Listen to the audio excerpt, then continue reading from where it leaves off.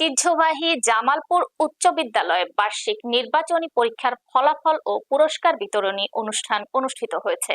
বিস্তারিত থাকছে জামালপুর থেকে পাঠানো প্রতিবেদনে। আপনারা ইতিমধ্যেই জানেন যে 2026 সালের ফেব্রুয়ারি মাসের 12 তারিখে অনুষ্ঠিত হবে। এই নির্বাচনটি আমাদের দীর্ঘদিনের প্রতীক্ষিত নির্বাচন এবং আমরা বিশ্বাস করি এই নির্বাচনটি একটি অবাধ, সুষ্ঠু, নিরপেক্ষ নির্বাচন হবে। যার যার ভোট সেই দেওয়ার সুযোগ পাবে, কারো ভোটে কেউ বাধা দেওয়ার সুযোগ পাবে না।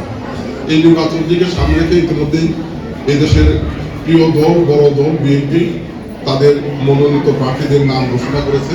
আজ রবিবার জামালপুর উচ্চ বিদ্যালয়ের আয়োজনে মির্জা আশরাফুদ্দিন হায়দার মিলনায়তনে বার্ষিক নির্বাচনী পরীক্ষার ফলাফল ও পুরস্কার বিতরণী অনুষ্ঠান অনুষ্ঠিত হয়েছে। ফলাফল ও পুরস্কার বিতরণ অনুষ্ঠানে বক্তব্য রাখেন বিএনপির জাতীয় নির্বাহী কমিটির সহ সাংগঠনিক সম্পাদক ও জেলা বিএনপির সাধারণ সম্পাদক, জামালপুর 5 আসনের বিএনপি মনোনীত প্রার্থী অ্যাডভোকেট শাহ মোহাম্মদ ওয়ারেস আলী মামুন, জেলা বিএনপির সিনিয়র সহসভাপতি লোকমান আহমেদ খান লোটন, শহীদ জিয়াউর রহমান কলেজের অধ্যক্ষ আব্দুল্লাহ আল ফুয়াদ রেদওয়ান, জামালপুর উচ্চ বিদ্যালয়ের প্রধান শিক্ষক সুজানুর রহমান।